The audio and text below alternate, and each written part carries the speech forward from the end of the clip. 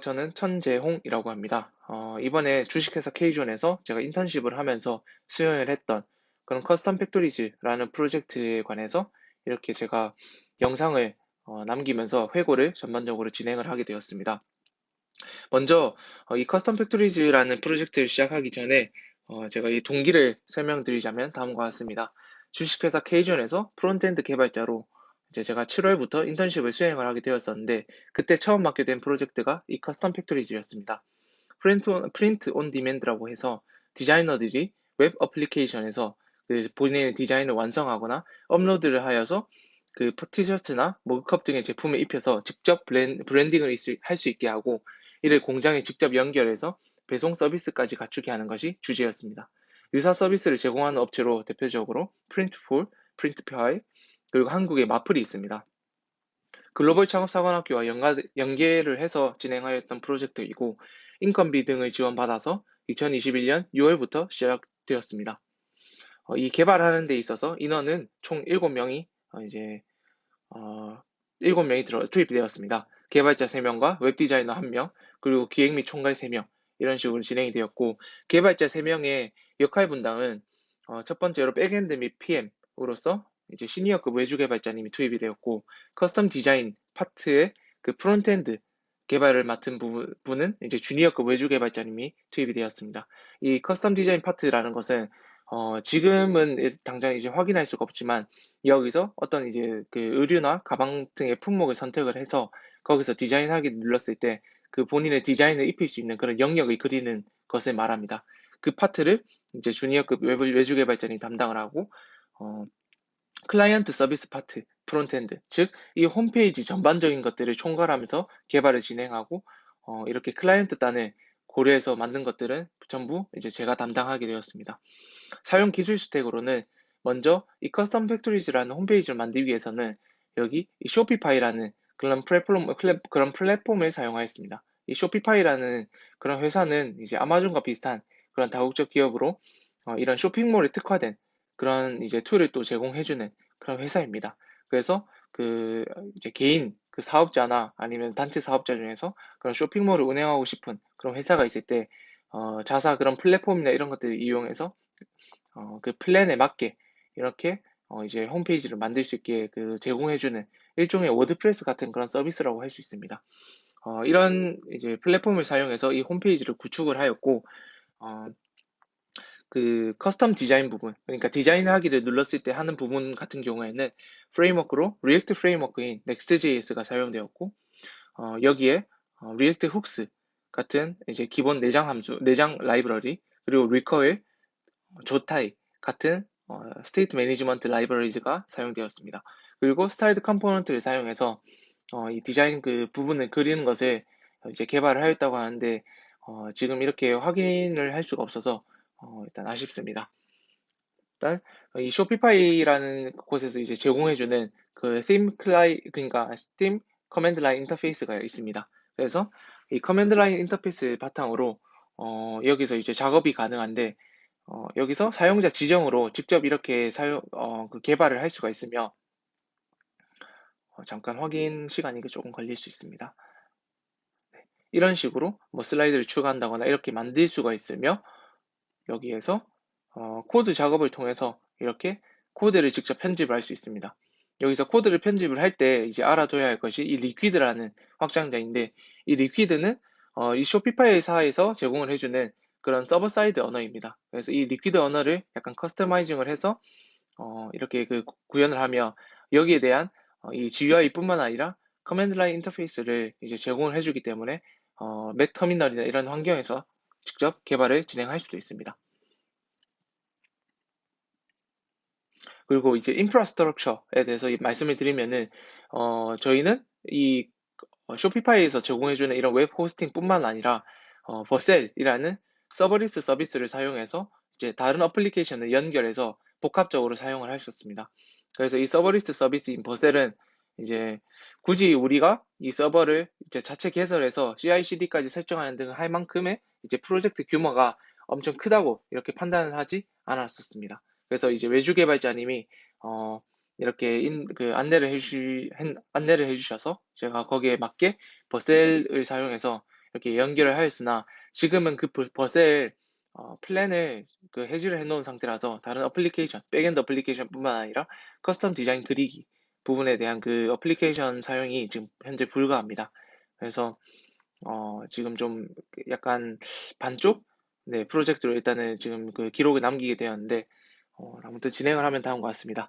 일단 이 개발 툴 같은 경우에는 VS 코드를 사용해서 이 쇼피파이 팀 그 커맨드 라인 인터페이스를 이제 적용해서 사용하였고 추가적으로 이렇게 크롬 브라우저를 통해서 또 확인을 하고 사용하였었습니다.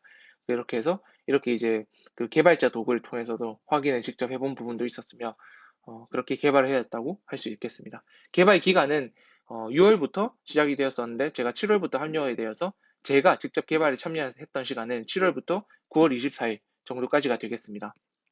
그리고 7월에 합류했을 때는 제가 HTML, CSS, 자바스크립트 기반이 매우 약했기 때문에 이를 보완하는 시간을 가지면서 동시에 이렇게 커스터마이징을 진행을 했고 그렇다 보니 야근과 주말을 불사해서 공부하고 개발하였었습니다. PM겜 외주 개발자님께서 참고로 백엔드 어플리케이션을 이제 개발하시면은 이를 버셀로 연결하기도 했고, 그다음 또 다른 이제 외주 개발자님께서 커스텀 디자인 부분을 Next.js로 개발해서 그 어플리케이션이 나왔을 때 그걸 똑같이 버셀에 연결하는 작업도 제가 해있었습니다. 이를 통해서 이제 자바스크립트 이벤트, 돔, 그리고 CSS 스타일링 등 전반적인 이제 웹 테크닉을 이 시기에 이해하고 빠르게 학습할 수 있었고, 1차 개발은 8월 4일쯤에 마감이 되었었는데, 2차 개발 전에 먼저 베타 테스트를 거치고 9월 2일쯤에 2차 개발을 시작을 해서 이 Next.js로 제가 이 홈페이지뿐만 아니라 관리자용 그런 셀러 디자인 그리기 부분을 개발을 진행을 하기도 했었습니다. 일단 주요 특징으로는 다음과 같습니다.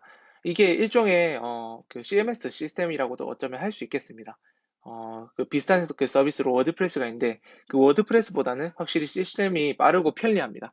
그리고 코드 수정 등이 이제 매우 자유로워서 즉각적으로 변경하는 점이 유리하고 자바스크립트를 사용해서 새롭게 이렇게 만들 수 있습니다. 이런 슬라이드 효과 같은 걸요.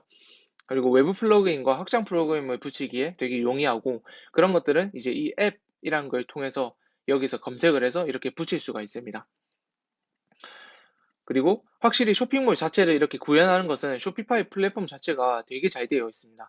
그래서 이렇게 제공해주는 여러 가지 기능들이 많기 때문에 이걸 통해서 커스텀 팩토리즈 이 홈페이지 자체를 구축을 할 수 있었고 여기서 또한 이제 검색 엔진 최적화까지 진행을 해주기 때문에 그냥 이제 슬러그나 메타 태그 같은 부분만 조금 수정을 해주면은 어, 손쉽게 그 검색 엔진 최적화도 진행을 할 수 있었습니다.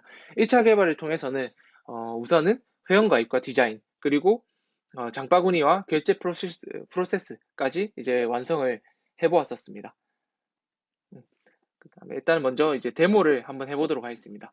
일단 커스텀 팩토리즈라는 것은 이 도메인을 가지고 이렇게 접속을 할 수 있습니다.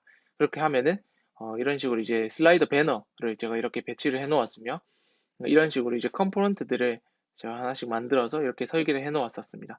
그래서 이제 여기 그 관리자 페이지에서 등록을 했던 이런 제품들을 바탕으로 티셔츠와 가방, 그리고 신발 이런 것들을 이제 카테고리화해서 이렇게 나열을 하였었으며 그런 것들은 또한 여기 드롭다운 버튼을 이용해서 이렇게 확인할 수 있습니다.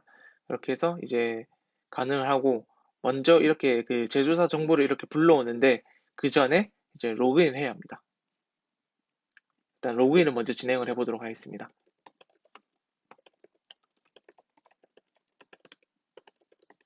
만약에 계정이 없으면은 계정 생성을 미리 진행을 해주면 됩니다. 그래서 이런 식으로 이제 진행을 해주면은 생성을 해서 로그인을 할 수 있습니다. 다시 진행을 하도록 하겠습니다.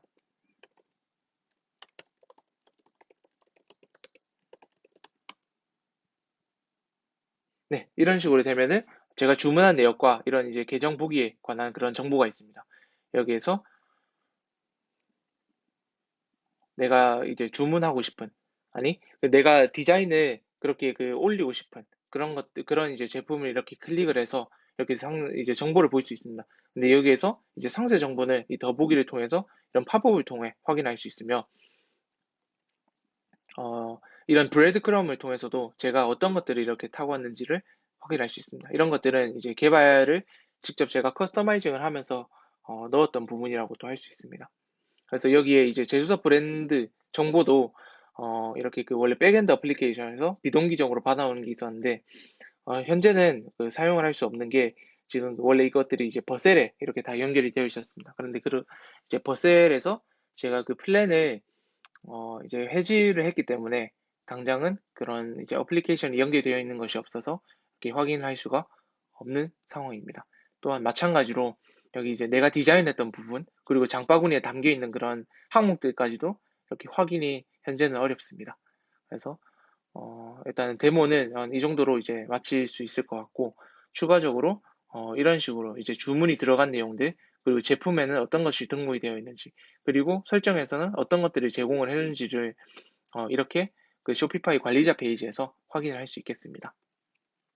이를 통해서 이제 배운 점에 대해서 이 프로젝트를 통해서 배운 점에 대해서 말씀을 드리자면 다음과 같습니다. 먼저 성장한 부분은 제가 HTML, CSS, 자바스크립트에 대한 기본적인 이해도가 사실 많이 없었는데 여기에 대한 이해도가 훨씬 높아졌습니다. 그리고 리액트와 리액트 프레임워크를 제가 2차 개발 때 공부를 직접 해보고 이런 모든 웹 프레임워크의 철학과 배경을 좀 더 제가 이해를 하게 된 부분도 있었고 또 2차 개발 때는 혼자서 외주 개발을 할 때 어떻게 해야 하는지를 좀 더 진지하게 고민을 할 수 있었습니다. 음, 그리고 디자이너님과 즉각적으로 소통하면서 필요한 것을 적절하게 구현할 수 있게 되었고 서버리스 서비스에 대해서 이 버셀을 사용하면서 이해를 할 수 있었습니다.